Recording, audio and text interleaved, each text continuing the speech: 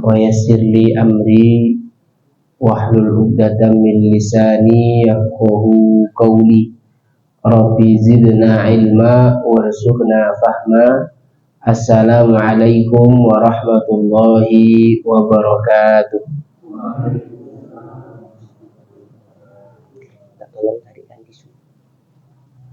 Alhamdulillahi wa kafa wa nusalli wa nusallim ala sayyidina wa habibina al-mustafa Muhammadin wa ala alihi wa ashabihi wa man sara ala nahjihi wa man ittaba'a huda. Usini wa iyyakum bitaqwallah faqad fazal muttaqun. Qala ta'ala wa tazawwadu fa inna khairaz zadi taqwa. Amma ba'd.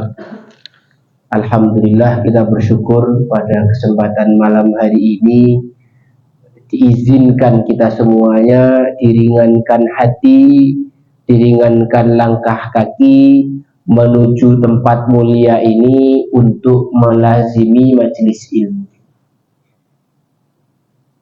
Ini majelis yang istimewa karena majelis ilmu ini adalah majelis favoritnya para malaikat. Para malaikat itu disebutkan sama Rasulullah SAW, basitun ajnihataha. Dalam satu versi apa? Membentangkan sayapnya. Dalam riwayat lain, latabau ajnihataha, meletakkan sayap-sayapnya. Apa kalau bahasa? Betul-betul ditaruh bawah sayapnya sebagai bentuk ketawaduan kepada orang-orang yang menuntut ilmu. Kemudian sholawat dan salam kita haturkan kepada uswah hasanah kita, junjungan kita, baginda Nabi Muhammad sallallahu alaihi wasallam yang senantiasa memotivasi umatnya untuk menuntut ilmu. Kemarin kita sudah membahas kisah Nabi Musa baru sedikit. Kita akan lanjutkan lagi, tapi sebelum kita lanjutkan ada beberapa bait daripada paragraf daripada kitab Manhajus Sawi yang dikarang oleh Habib Zain bin Ibrahim bin Smith yang akan kita baca.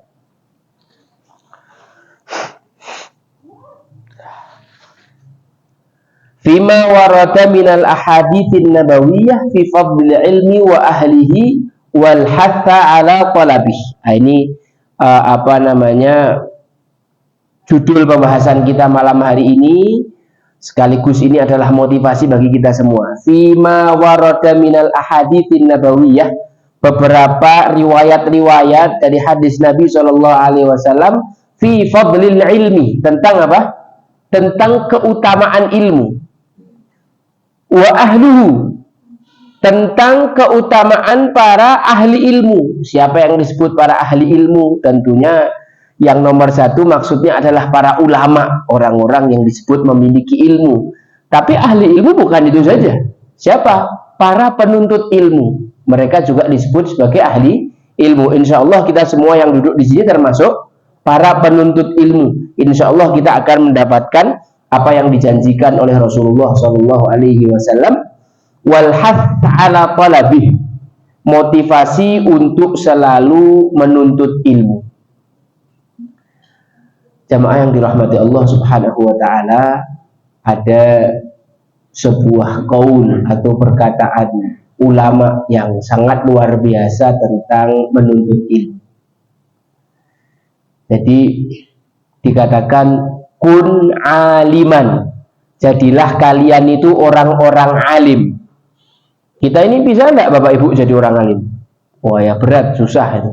Harus belajar tafsir, belajar hadis, belajar fikih, belajar akidah. Wah susah. Kalau kita tidak bisa jadi alim, ada opsi yang kedua, au muta'alliman, jadilah orang yang senantiasa menuntut ilmu. Ahlan wa sahlan. Jadi santri, jadi orang yang waktunya sebanyak mungkin dihabiskan untuk belajar. Kita ini termasuk muta'allim apa enggak? Muta'allim itu santri. Santri yang ba'da subuh bangun, tahajud, ngafalkan Quran, kemudian nanti jam sekian masuk kelas, siangnya belajar lagi, sorenya belajar lagi. Itu gambaran muta'allim, orang yang memang menghabiskan waktunya untuk belajar. Kita ini belum, berarti ada opsi lain. Kun mustami'an, Jadilah orang yang sesekali mendengarkan ilmu, ya seminggu sekali dengarkan ilmu, seminggu 2 kali, 3 kali. Kalau Imam Ghazali dalam kitab Ihya Ulumuddin menyebutkan bahwa hati membutuhkan makanan, membutuhkan gizi, sebagaimana anggota tubuh itu membutuhkan gizi. Kalau bapak sama ibu di sini makannya sehari berapa kali? Sekali? 3 kali. Apa yang terjadi kalau biasanya makan 3 kali, tahu-tahu makannya cuma 2, dipindah sahur sama buka? Ya enggak apa-apa. Ada yang enggak apa-apa, ada yang loyo, ada yang lemes, betul? Nah, gimana yang biasanya 3 kali terus makan sehari sekali? Wah, ini mulai pikir-pikir ini. Bisa kena penyakit mah dan lain sebagainya, mikir-mikirnya gitu. Coba bapak-bapak, ibu-ibu yang biasa makan 3 kali jadi makan sehari sekali. Terus kalau sehari nggak makan sama sekali, pernah ngerasakan bapak ibu di rumah nggak ada makanan sama sekali sehingga 1 hari full nggak makan? Ada yang pernah? Ada yang pernah? Masya Allah, semuanya makan di sini sehari sekali, 2 kali, 3 kali. Saudara muslim kita yang ada di Gaza itu sekarang makannya sehari berapa kali? Ada yang sampai 3 hari nggak dapat minum, cuma sekedar air aja mereka nggak dapat. Maka bersyukur kita, langit kita bersih, langit kita bersih. Kalau langitnya saudara-saudara muslim kita di Gaza itu berapa banyak roket yang terbang setiap hari. Disebutkan itu Israel menjatuhkan 6.000 roket atau bom dalam seminggu. Ini setara dengan roket-roket yang dijatuhkan Amerika kepada Afghanistan selama setahun. Jadi di Afghanistan itu setahun 6.000 roket, di Palestina seminggu aja 6.000 roket. Bayangkan saudara-saudara muslim kita yang ada di sana, kondisinya sekarang luar biasa. Jangankan mereka mau mikir nanti makan apa, besok makan apa. Pertanyaan mereka, besok masih hidup apa enggak? Nanti malam masih bisa makan apa enggak? Sedangkan kita masih enak, masih bisa makan. Nah, kata Imam Ghazali, hati itu juga butuh makan sebagaimana tubuh. Kalau hati selama 3 hari tidak dikasih makan, maka hati itu akan sakit lalu mati. Kata Imam Ghazali, hati itu kalau selama 3 hari tidak dikasih makan, tidak dikasih gizi, maka akan sakit lalu mati. Apa makanannya hati? Makanannya hati adalah ilmu dan hikmah. Orang kok 3 hari tidak majelis ilmu sama sekali, tidak mendengarkan hikmah sama sekali, wala tidak nonton 1 video pun yang bisa menyuburkan hati dengan ilmu dan hikmah, maka hati itu akan sakit lalu mati. Ya, level-level kita ini minimal seminggu sekali kita ngaji. Walaupun insya Allah saya yakin Bapak Ibu Firdausil A'la ini bukan cuma seminggu sekali. Seminggu berapa kali? 3 kali atau 4 kali? 2 kali. Alhamdulillah ya, lumayan ya. Insya Allah hatinya itu bisa terus istiqomah hidup. Hatinya insya Allah akan tetap hidup, insya Allah. Nah, kalau kita nggak bisa juga Ustadz, saya nggak bisa Ustadz, sibuk. Bukannya saya nggak mau ngaji, tapi kalau Senin ba'da maghrib itu saya mungkin masih di kantor, mungkin saya masih perjalanan, atau ada kegiatan lain. Gimana ini Ustadz? Ada opsi terakhir. Wa kun muhibban lil ilm. Jadilah pecinta ilmu. Jadilah orang yang mencintai ilmu. Gimana Ustadz caranya mencintai ilmu? Cara mencintai ilmu adalah dengan mencintai para ulama. Alim enggak, muta'alim penuntut ilmu enggak juga, mustami enggak juga. Pecinta ilmu bukan juga mulutnya dipakai untuk menyakiti, menjelek-jelek ulama fulan, ustadz fulan, kiai fulan. Wah, bahaya ini. Kata para ulama, wala takun khamisan fatuhlik. Jangan jadi opsi yang kelima, nanti kamu hancur. Opsinya cuma 4 aja, pilihannya cuma 4. Jadi orang alim, atau santri, muta'alim, atau mustami', jadi orang yang rak ketang seminggu sekali mendengarkan majelis ilmu, 3 hari sekali mendengarkan ilmu. Yang keempat, jadi pecinta ilmu, paling mentok, paling jelek ini, mencintai ilmu, mencintai para ulama. Jangan sampai lisannya digunakan untuk menyakiti para ahli ilmu. Nah, kalau jadi yang kelima, kata para ulama, fatuhlik, orang itu akan hancur. Ketahuilah anna dinil Islam qaimun ala asasil ilmi wal ma'rifah. Agama Islam ini pondasi utamanya adalah ilmu dan pengetahuan. Jadi bukan agama doktrin, bukan agama apa? Bukan agama dogma dan seterusnya ya. Jadi agama Islam ini adalah agama yang pondasinya ilmu. Ibarat bangunan, kalau kita mau bikin bangunan seperti ini, masjid seperti ini kira-kira digali pondasinya dulu apa enggak? Apa langsung naik? Oh ya, ada pondasi. Kalau enggak ada pondasi, ambruk ya Pak ya. Nah, kalau masjidnya itu lantai 2, bisa enggak bikin apa namanya masjid dah pakai lantai 2 tapi enggak pakai pondasi? Enggak mungkin bisa, mesti ada pondasinya dulu. Nah, begitulah agama Islam ini, orang-orang yang kuat secara keislamannya adalah mereka yang menggali pondasinya dulu. Nah, pondasi agama Islam itu ilmu. Fala yambaghi lil muslim ayyakuna ba'idan min nuril ilm. Tidak sepatutnya seorang mukmin itu jauh-jauh dari yang namanya cahaya ilmu. Fala budda ayyakta bisa min mirathin nabawi fa innal ulama warathatul anbiya wa nuwabur rusul alaihi wassalam. Seorang muslim, seorang mukmin harus senantiasa apa? Berusaha yaktabis, mencari ilmu. Iktibas itu kalau dalam bahasa Arab istilah untuk obor. Bapak Ibu pernah, kalau apa, kita biasanya nyalakan obor kalau apa ya? Kalau malam takbiran ya, kita bikin obor, kemudian dikasih sumbu, dikasih minyak, kemudian dinyalakan pakai api. Nah, obor-obor baru yang belum nyala itu ditempelkan sama obor yang sudah nyala, betul? Nah, ditempelkan begini baru nyala. Itu namanya iktibas. Nah, dalam menuntut ilmu, dalam menuntut pengetahuan Islam ini, kita mesti dekat-dekat dengan para ulama, dekat-dekat dengan para alim yang mereka itu adalah sumber ilmu. Mereka sudah menyala. Nah, gampang tinggal kita deket-deket aja sama mereka, lalu ilmu itu akan menyala. Ilmu bisa dipelajari dari buku, akan tetapi adab itu harus kita contoh dari guru. Saya kasih contoh.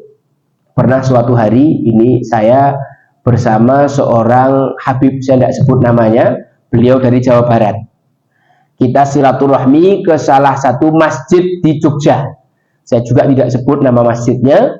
Nah, ketika sedang berbincang-bincang ini, tiba-tiba ketua takmir masjidnya ini menjelek-jelek ormas yang beliau dekat dengan ormas tersebut.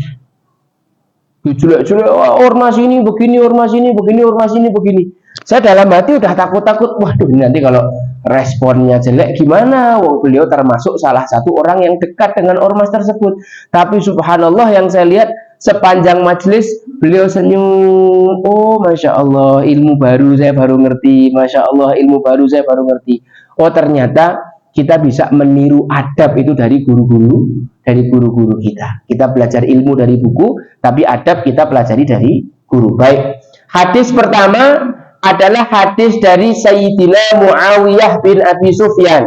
Beliau mengatakan, sami'tu Rasulullah sallallahu alaihi wasallam yaqul, aku mendengar Nabi Muhammad sallallahu alaihi wasallam bersabda, man yuridillahu bihi khairan yufaqihu fiddin. Man yuridillahu bihi khairan yufaqihu fiddin. Man, barang siapa, yuridillah, yang Allah subhanahu wa ta'ala kehendaki, Allah ingin orang tersebut khairan, mendapatkan kebaikan yang banyak. Dalam bahasa Arab itu ada ilmu namanya alif lam ma'rifat dan nakiroh. Ada dalam bahasa Arab ilmu namanya ma'rifat dan nakiroh. Ma'rifat itu kalau ada kata benda dikasih alif lam depannya. Al khair artinya satu kebaikan yang spesifik. Saya dikasih duit, itu kebaikan. Kebaikan yang saya maksud itu namanya kebaikan yang spesifik. Nah, nakiroh itu tidak ada alif lamnya, tapi pakainya tanwin. Seperti di sini Allah Subhanahu Wa Taala, Nabi Muhammad SAW bersabda, "Man yuridillahu bihi khairan." Berarti orang yang akan diberi Allah Subhanahu Wa Taala kebaikan bukan cuma satu. Orang yang akan diberi Allah Subhanahu Wa Taala kebaikan yang sangat banyak, yang tidak terbatas. Siapa orang itu? Yufaqihu fiddin, adalah orang yang dibuat faqih dalam urusan agama. Orang yang akan mendapatkan kebaikan yang banyak dari Allah Subhanahu Wa Taala, bukan yang duitnya banyak, bukan yang rumahnya mewah, bukan yang mobilnya banyak, bukan yang istrinya cantik, bukan yang rekeningnya banyak, bukan yang tanahnya sertifikatnya banyak, tapi orang yang akan diberi kebaikan yang banyak oleh Allah adalah siapa? Orang yang difaqihkan dalam urusan agama, orang yang difahamkan dalam urusan agama. Semoga duduknya kita di sini, kita menjadi orang-orang yang difaqihkan dalam urusan agama. Nabi Muhammad SAW juga bersabda, ini menarik. Ma'ubidallahu bisyai'in afdala minal fiqhi fiddin. Tidaklah Allah disembah, tidaklah Allah diibadahi dengan sesuatu hal yang lebih afdal daripada belajar. Allah berfirman, "Wa ma khalaqtul jinna wal insa illa liya'budun." Tidaklah kami ciptakan jin dan manusia melainkan untuk ibadah. Cuma banyak di antara kita semua yang berpemahaman ibadah itu ya sholat 5 waktu di masjid, ibadah itu ya haji dan umroh. Padahal ibadah itu luas. Segala macam kebaikan yang dicontohkan Nabi Muhammad SAW kita kerjakan untuk mendapatkan ridho Allah, maka itu jadi ibadah. Ada seorang sahabat, dia pas Nabi Muhammad sedang majelis ilmu, dia cuma lewat tok, tidak duduk ikut majelis. Sahabat-sahabat yang lain bilang, ih, ini orang tidak punya adab. Nabi SAW ngisi majelis, kok dia tidak mau duduk dengarkan ilmu, malah nyelonong aja, malah kerja. Ini orang duniawi sekali. Kata Nabi Muhammad SAW, la tasubbu ashabi, kamu jangan menghina sahabat saya, jangan mencela sahabat saya.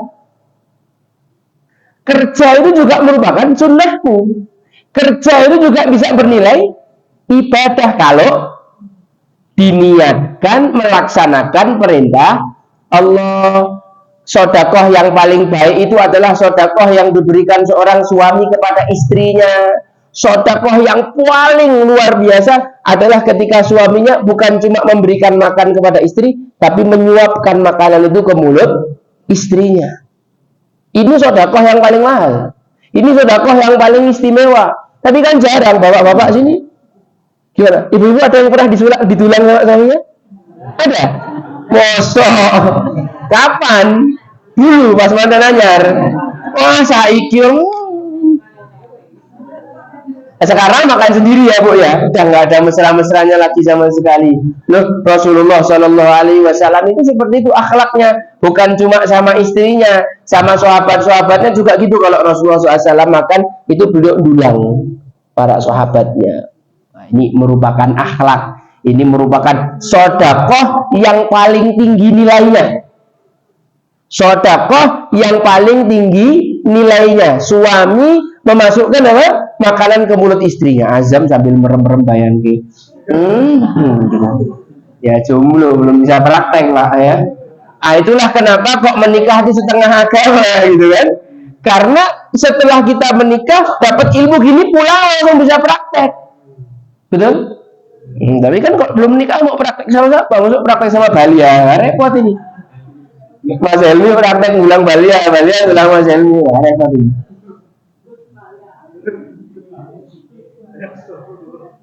Saya minta ini bagian ini dikasih garis bawah, dicatat baik-baik. Ini tentang definisi ibadah, hakikat ibadah. Nah, jadi saya anggap Bapak Ibu itu lulus ikut majelis saya, terakreditasi sebagai murid di majelis ini adalah ketika memahami definisi ibadah. Ustaz, kenapa kita mesti paham definisi ibadah? Loh, kita diciptakan sama Allah, ini kan tujuan utamanya adalah untuk ibadah. Kalau kita tidak ngerti hakikat ibadah, yang kita sangka ibadah ternyata bukan ibadah, yang kita sangka bukan ibadah ternyata malah ibadah. Bahaya dong. Nah, sekarang kita jelaskan dulu apa itu definisi ibadah, hakikat ibadah. Ibadah itu adalah ismun jami'un, segala sesuatu, bukan cuma sholat aja, tapi segala sesuatu. Ismun jami'un, segala sesuatu yang apa? Likulli ma yuhibbuhullahu wa yardah, yang dicintai dan diridhoi Allah.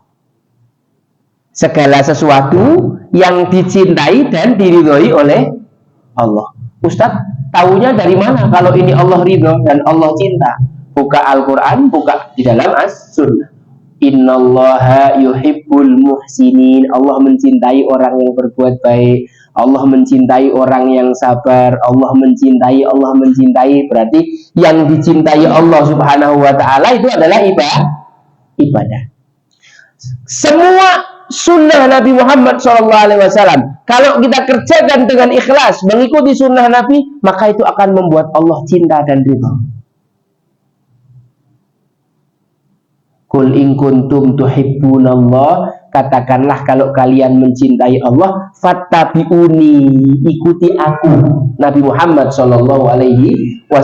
Berarti mengikuti sunnah-sunnah Nabi dengan ikhlas itu sama dengan kita sedang membuat Allah cinta sama kita. Segala sesuatu yang dicintai dan diridhoi Allah Subhanahu wa ta'ala. Jangan bayangkan yang besar-besar. Masuk masjid pakai kaki kanan, baca doanya apa? Allahumma ftahli abwaba rahmati. Keluar masjid pakai kaki kiri, bacanya Allahumma inni as'aluka min fadlik. Pakai sandal, pakai kaki kanan dalam rangka mengikuti sunnah Nabi. Masuk kamar mandi, kaki kiri, baca doa Allahumma inni a'udzubika minal khubuthi. Ini semua ibadah. Ini semua adalah ibadah. Likulli ma yuhibbuhullah wa yardah, segala sesuatu yang dicintai dan diridhoi Allah. Min qaulin au fi'lin, bisa jadi ibadah itu berupa perkataan, bisa jadi ibadah itu berupa perbuatan. Astaghfirullah itu ibadah. Subhanallah itu ibadah. Wa inna likulli tasbihatin shadaqah, tasbih itu sedekah ibadah. Tahmid itu sedekah ibadah. Takbir itu sedekah ibadah. Tahlil itu sedekah ibadah. Bahkan seorang suami mendatangi istrinya melakukan hubungan itu juga sedekah. Para sahabat iran, ya Rasulullah, masa orang enak-enakan kayak gitu masa dapat pahala? Nabi SAW bilang, lah ya, kalau orang itu menyalurkan syahwatnya di jalur yang haram aja dapat dosa, berarti kalau menyalurkannya di jalur yang halal maka mendapatkan pahala. Berhubungan suami istri pun ibadah kalau diniatkan untuk mencari cinta dan ridhonya Allah Subhanahu wa ta'ala. Wa fi bud'i ahadikum shadaqah. Balia mantuk-mantuk. Iya juga ya. Bu, tolong diperhatikan Bu, kesian ini. Sudah bahaya, sudah darurat ini, sudah warnanya sudah merah, 25 gitu. Baik perkataan atau perbuatan,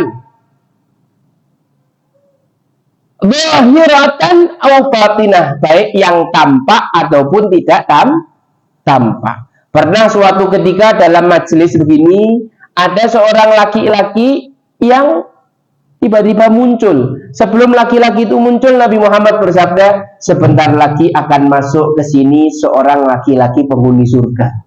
Para sahabat langsung celingak-celinguk ngeliatin pintu, siapa ini yang bakal masuk? Wah, kok ternyata yang masuk Fauzi. Tidak lama lagi, sekian waktu berjalan, Nabi Muhammad SAW majelis, tiba-tiba Nabi SAW bersabda, sebentar lagi akan masuk calon penghuni surga. Para sahabat langsung pada ngelihat pintu. Apa ini yang masuk? Tidak lama ternyata yang masuk Fauzi lagi. Sampai 3 kali. Maka ada seorang sahabat yang penasaran, namanya Abdullah bin Amru bin As. Abdullah bin Amru bin As ini mendatangi sahabat tadi, datangi rumahnya. Saudaraku, minta maaf, saya lagi ada konflik keluarga ini. Saya mau nginep di tempatnya antum 3 hari, boleh apa enggak? Para sahabat tahu, adab bertamu itu maksimal 3 hari. Adab bertamu di rumahnya orang itu maksimal 3 hari, kecuali tuan rumahnya yang maksa. Jangan pulang dulu, kamu seminggu aja di sini. Nah, itu kalau tuan rumah yang maksa. Tapi kalau orang namu di tempatnya orang sampai seminggu lebih, itu namanya orang numpang makan. Iya, hari pertama orang masih senyum-senyum los gitu kan. Hari kedua udah mulai berat, hari ketiga orang udah mulai nanya kapan pulang gitu. Nah, normalnya orang gitu. Makanya di dalam Islam ada aturan, adabnya orang itu kalau silaturahmi berapa lama? Maksimal 3 hari. Ini adab, maksimal 3 hari. Jangan mentang-mentang saudara terus los-losan gitu seminggu. Nah, saudaraku, saya punya masalah rumah tangga, saya ingin nginep di tempatnya antum 3 hari, boleh enggak? Oh boleh, silahkan. Kalau bahasa Sumbawa, silamu, silahkan. Terus ini sahabat selama 3 hari ini memperhatikan. Ini orang dijamin masuk surga, tapi kalau malam kok enggak terlalu qiyamul lail gitu, enggak qiyamul lail. Kok yang enggak puasa sunnah, enggak banyak sedekah, aktivitasnya hari-harian ya kerja-kerja biasa aja. Apa yang menyebabkan orang ini dijamin masuk surga sama Rasulullah? Enggak ada amalan yang istimewa sama sekali. Sholat duha ya enggak. Apa kira-kira Pak? Hah? Memuliakan tamu? Bukan juga. Ini biasa-biasa aja. Sudah kau tinggal di rumahku, makan ada makan gitu. Masya Allah.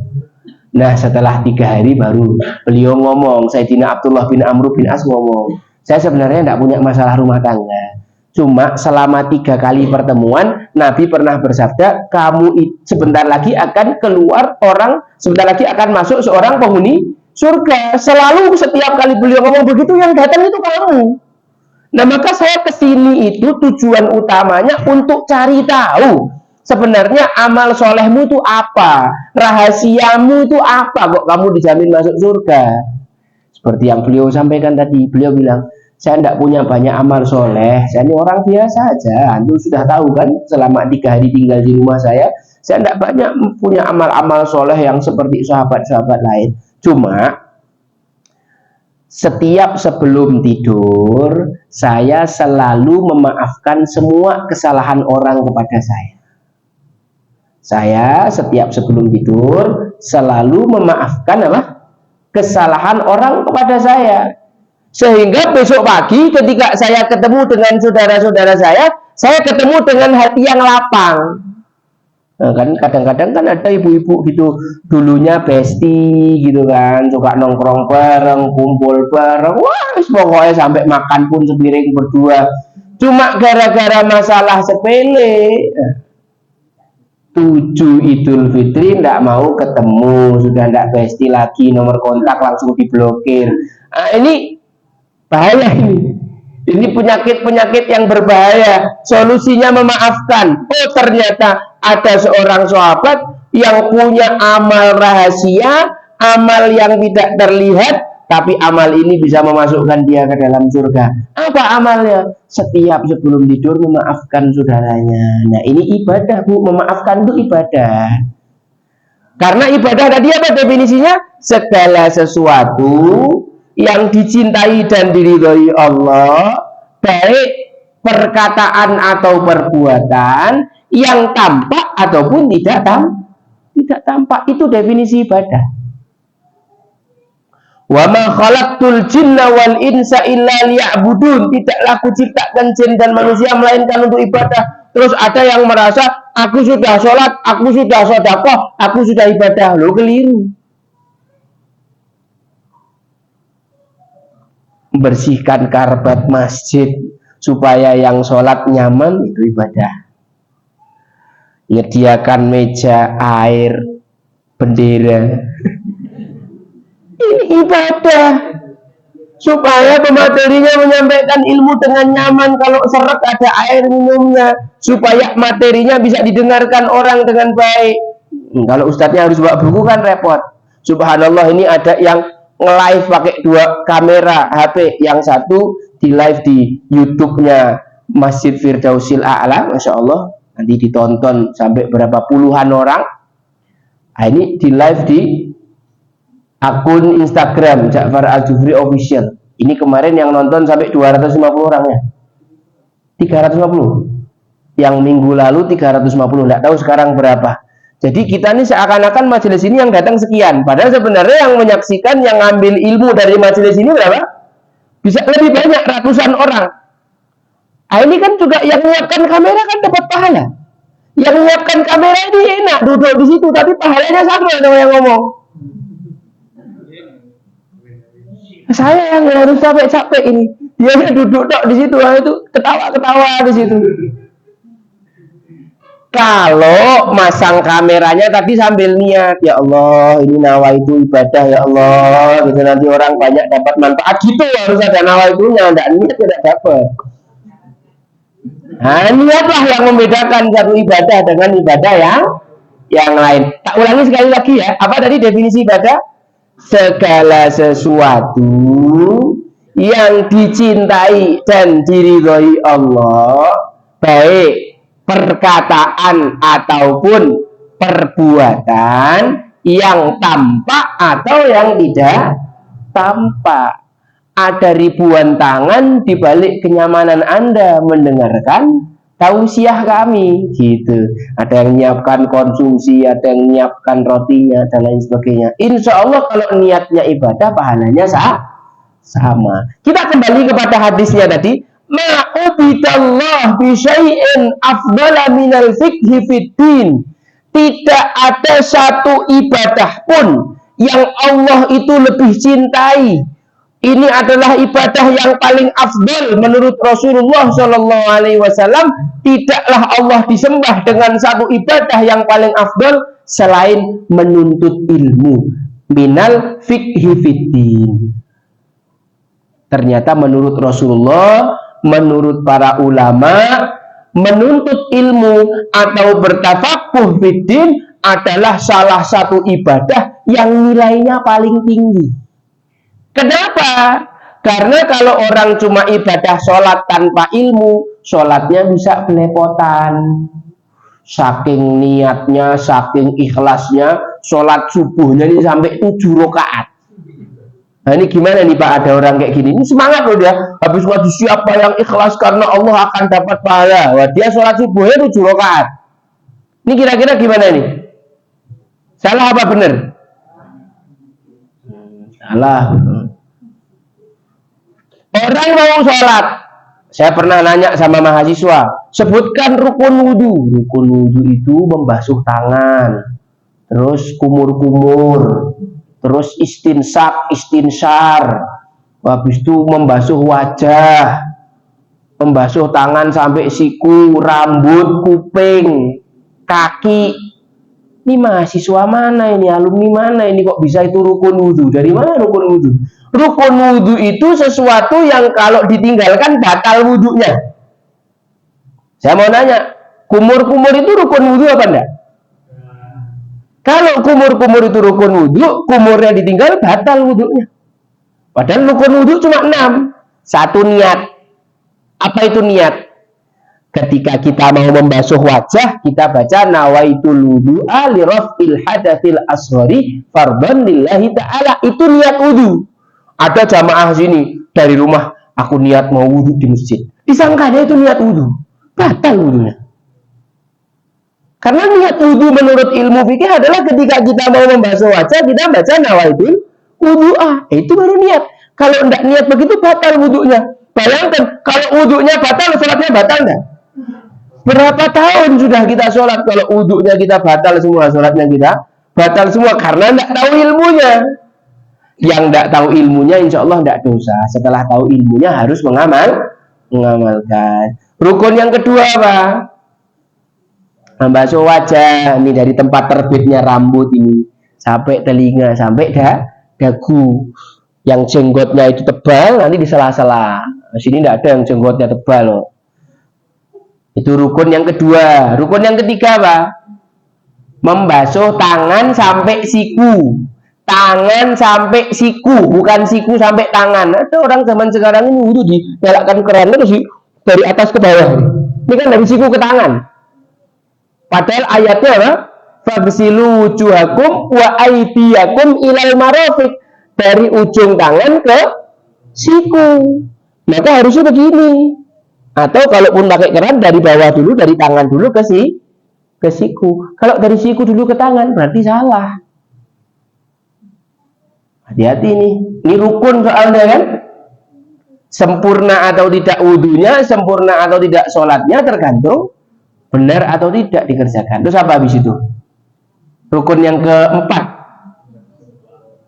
membasuh sebagian kepala.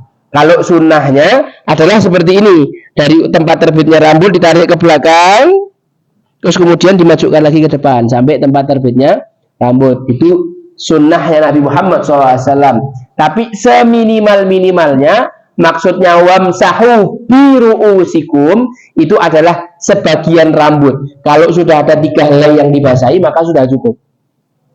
Itu rambut. Terus kemudian apa rukun yang kelima? Kaki. Kaki itu dari mana? Dari mata kaki ke ujung apa dari ujung ke mata kaki?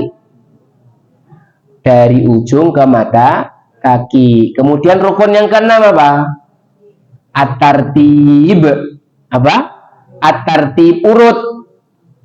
Aku tak sikil sih, sing deket sikil. Tidak bisa gitu. Harus urut sesuai dengan aturannya. Nah itu. Ini contoh aja. Kalau ada orang yang menyembah Allah tapi tidak pakai ilmu, itu bahaya. Menyembah Allah tidak pakai ilmu itu bahaya. Kita sekarang bisa sholat dengan baik karena kita pernah belajar ilmunya. Ada orang baca Quran, Alhamdulillahirabbil alamin. Alhamdulillah bagi Allah, Rabbil Tuhan al-alamin, orang-orang yang sakit. Segala puji bagi Allah, Tuhannya orang-orang sakit. Padahal harusnya apa?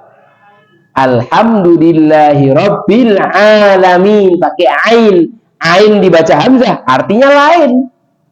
Ini kira-kira Allah tersinggung kepada ini loh kok. Oh, Tuhannya orang-orang sakit. Itulah kalau membaca Quran juga tidak pakai ilmu. Ada orang yang belajar akidah itu ekstrim kanan, ada ekstrim kiri, terlalu takut sampai jadi orang-orang khawarij. Dikit-dikit orang dikafirkan, sedikit-sedikit orang disalah-salahkan sama dia. Ini bahaya juga. Dia belajar agama Islam tanpa ilmu yang benar. Ada juga orang murji'ah, ekstrim kiri. Wes tidak apa-apa, dosa besar tidak apa-apa karena iman itu statis, tidak naik turun. Walaupun kita itu melakukan dosa besar, maksiat, zina, sak macamnya, kalau kita udah syahadat, insya Allah masuk surga. Bahaya juga ini. Jadi punya akidah tapi tidak belajar ilmu, tidak belajar ilmu yang benar. Makanya Nabi SAW juga menyebutkan faqihun wahidun asyaddu ala syaitani min alfi abidin. Faqihun wahidun, seorang yang faqih, seorang yang ahli ilmu itu walaupun cuma satu, ini lebih sulit disesatkan oleh setan daripada 1000 ahli ibadah. Ini Nabi Muhammad SAW bersabda menceritakan keutamaan orang yang alim, orang yang fakih. Apa? Fakihun wahidun, satu orang fakih, asyaddu ala syaitan, lebih sulit diganggu setan min alfi abidin, daripada 1000 ahli ibadah. Kemarin pertemuan yang lalu, kapan saya udah pernah cerita ya Bapak Ibu ya, ada seorang ahli ibadah dari Maroko, dia rajin ibadah, terus dia beli keledai. Keledai ditaruh di samping rumah, itu nanti setiap beberapa waktu sekali keledainya didatangi, tapi tidak pernah ditunggangi. Orang-orang nanya, kok kau beli keledai tidak pernah ditunggangi, kenapa? Saya beli keledai ini untuk menjaga kemaluan saya. Ini ahli ibadah, punya nafsu seksual yang tinggi, tapi dia tahu dalil, jangan berzina. Sepemahaman dia, zina itu cuma sama cewek, jadi kalau sama keledai tidak apa-apa. Wal jihad wa nasratinil Islam ibtigha'a wajhillah wa ridwanihi wa qurbihi wa thawabihi. Nawaitu sillatar rahmi wa ziyaratal ahbab ibtigha'a wajhillah. Nawaitul i'tikaf fi hadzal masjid ibtigha'a wajhillah. Ini kalau kita baca berarti sepanjang majelis kita dapat apa yang kita niatkan. Coba tadi Ustaz diulangi niatnya. Nawaitul i'tikaf fi hadzal majlis fi hadzal masjid. Saya niat i'tikaf di masjid. Berarti dari sejak kita duduk mulai majelis sampai nanti kita sholat, kita dapat pahala apa? Pahala i'tikaf. Niatnya apa lagi tadi Ustaz? Nawaitu silatar rahmi wa ziyaratal ahbab. Saya niat silaturahmi. Saya niat menyambung hubungan dengan saudara-saudara. Nah, kalau misalkan kita usahakan dengan kesibukan kita masing-masing, bisa nggak Pak saya keliling ke rumah Bapak Ibu masing-masing satu-satu? Sulit. Tapi subhanallah, duduknya kita dari awal majelis sampai akhir, kalau kita niatkan dengan niat ini, sepanjang majelis kita silaturahmi. Padahal apa Ustadz pahalanya silaturahmi? Siapa yang ingin dipanjangkan usianya, dibanyakkan rezekinya, maka hendaklah silaturahmi. Saya di rumahnya istri itu, di Taliwang, ketemu sama seorang Habib sudah tua, namanya Habib Hasan Al-Hinduan, usianya sudah 88 apa 89, itu masih jalan ke masjid kayak anak muda enteng, masih nonton bola, cuma pendengarannya yang kurang sedikit. Ketika tak tanya, Habib, antum kok panjang umur, sehat walafiat gini, ini apa resepnya Habib? Katanya silaturahmi. Dari awal majelis sampai akhir kita dinilai apa? Silaturahmi. Nawaitu ta'alluma wa ta'lim. Aku niat belajar dan suatu hari nanti ngajar kalau sudah punya ilmunya. Wa tadzakkura wa tadzkir. Ya betul. Kita mengingat ilmu dan nanti mengingatkan orang lain. Wa naf'a wal intifa'. Sekarang mengambil manfaat, besok membagi manfaat. Jadi besok kalau ilmu kita bermanfaat dan dirasakan manfaatnya sama orang lain, setiap orang itu dapat manfaat, kita dapat pahalanya. Wal ifadata wal istifadah. Kita memberikan satu pelajaran, kita mengambil pelajaran. Wal hatha ala tamassuki bi kitabillah. Kita memotivasi orang supaya berpegang teguh kepada kitab Allah. Wa sunnati Rasulillah, sunnah Nabi Muhammad SAW. Kok ternyata nanti setelah saya nyampaikan materi ini, ada Bapak Ibu yang semangat itu belajar Al-Quran, hadis, semangat mengamalkan, maka kita dapat ilmunya sepanjang Bapak mengamalkan. Wa da'wata ila sabilil huda, niat dakwah mengajak orang kepada jalan kebaikan, jalan hidayah. Wal jihad, niatnya kita duduk di sini jihad. Wa nasratin, menolong agama Allah Subhanahu wa taala. Ibtigha'a wajhillah, kita niat untuk mendapatkan wajahnya Allah Subhanahu wa taala, mendapatkan ridhonya Allah Subhanahu wa taala, mendapatkan pahala dari Allah Subhanahu wa taala, mendapatkan kedekatan kepada Allah Subhanahu wa taala. Maka sepanjang kita duduk di sini dari awal sampai akhir, sejatinya kita sedang apa ini? Nanam kupon itu untuk ketemu Allah, melihat wajah Allah, mendapatkan ridho Allah, mendapatkan pahala dari Allah. Kita semakin detik-detik menit berlalu, kita semakin dekat kepada Allah karena kita punya niat taqarrub dalam urusan apa? Majelis ilmu. Terakhir penutup. Gimana Pak? Iya, kita di sini duduk 1 jam ini PDKT sama Allah Subhanahu wa taala. cewek aja di PDKT jadi istri yo, apalagi ya teman, ya paham lah urusan kayak gini. Cuma belum terbukti aja.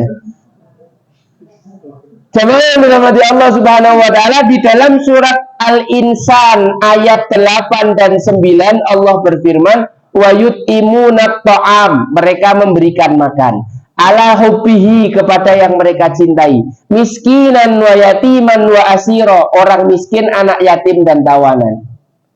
Saya mau nanya di sini, kira-kira memberi makan orang itu gampang apa susah? Saya yakin semua orang bisa. Belikan roti, kasihkan ke pengemis. Gampang apa susah? Gampang. Innama nut'imukum liwajhillah la nuridu minkum jazaa'an wala syukura. Ada orang yang amalnya cuma ngasih makan orang, tapi masuk surga. Bukan cuma masuk surga, tapi bahkan dia mendapatkan keistimewaan untuk melihat wajah Allah Subhanahu wa taala. Kenapa? Oh, ternyata ketika dia memberi makan itu dia punya niat yang baik. Innama nut'imukum liwajhillah. Aku memberi kalian makan ini semata-mata niatnya untuk mengharapkan wajah Allah. La nuridu minkum jazaa. Saya tidak minta balasan, tidak minta imbalan, tidak minta ucapan wala syukura, walaupun cuma ucapan terima kasih. Saya tidak minta di like, saya tidak minta di subscribe, enggak. Liwajhillah, semata-mata saya memberi makan untuk mencari wajah Allah. Ternyata dengan pekerjaan sesederhana memberi makan saja orang bisa melihat wajah Allah nanti di surga. Apalagi kita duduk di sini 1 jam dengerin Ustadz ngomong. Ini lebih berat daripada ngasih makan. Dan ini adalah salah satu ibadah yang paling afdal. Kalau kita niatkan untuk mencari wajah Allah, insya Allah semua yang duduk di sini nanti di surga akan dapat kesempatan untuk melihat wajahnya Allah Subhanahu wa taala. Ustaz, memang kalau melihat wajahnya Allah, kenapa? Ketika penduduk surga melihat wajah Allah, maka semua kenikmatan surga yang pernah diberikan dia akan lupa. Saking nikmatnya melihat wajah Allah Subhanahu wa ta'ala. Penduduk surga Firdaus yang mendapatkan kenikmatan segitu banyak, begitu melihat wajah Allah terpana, terpesona, sampai semua kenikmatan surga itu apa? Terlupakan. Saking indahnya, saking nikmatnya, saking luar biasanya melihat wajah Allah Subhanahu wa ta'ala. Kalau ada orang yang setiap hari ngasih duit kita 1 juta, itu kita ingin ketemu sama orangnya. Apalagi orang yang setiap hari memberi kita nikmat mata, nikmat sehat, nikmat nafas, nikmat jantung, nikmat hati, nikmat dan semuanya. Kita tentu semuanya ingin berjumpa dengan Allah Subhanahu wa ta'ala. Barakallahu li wa lakum fil Qur'anil azim wa nafa'ani wa iyyakum bima fihi minal ayati wa dzikril hakim wa taqabbala minni wa minkum tilawatahu innahu huwal ghafurur rahim. Akhiru da'wana alhamdulillahi rabbil alamin. Kalau banyak salah itu karena kebodohan saya, benarnya dari Allah, saya tak punya saham. Kalau ada yang menyinggung saya mohon maaf. Assalamualaikum warahmatullahi wabarakatuh.